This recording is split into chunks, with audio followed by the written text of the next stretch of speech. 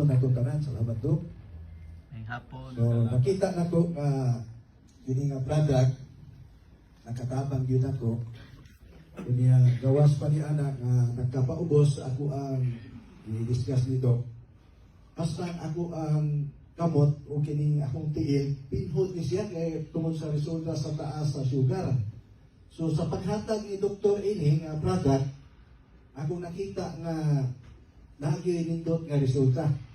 Kaya ako ang matiis-tiil na ko pinhod yun siya hasta akong kamot. So kanunay yun ako ni ipa-replace kada gabi sa ako asawa. Kaya dili kayo batiun o sakit ba? Apan sa diha nga gihatagan ko ni Dr. Ini nga product, ipainom sa kuha. So nakita na ko nga kana mag-drive kog motor sa una way umoy yun. Pagpugong lagi ko kay drive man sa motor. Niya karon nakita na ko nga naagyoy nindot nga resulta. So gibati na nako nga sakitan ako ang tudlo ko pisliton hasta ako ang tiil. Kani ato di ginibatingon tungod sa kabinhon. So nakatabang ni nga product sa ako nga gimulok po sa ako ang paglawas.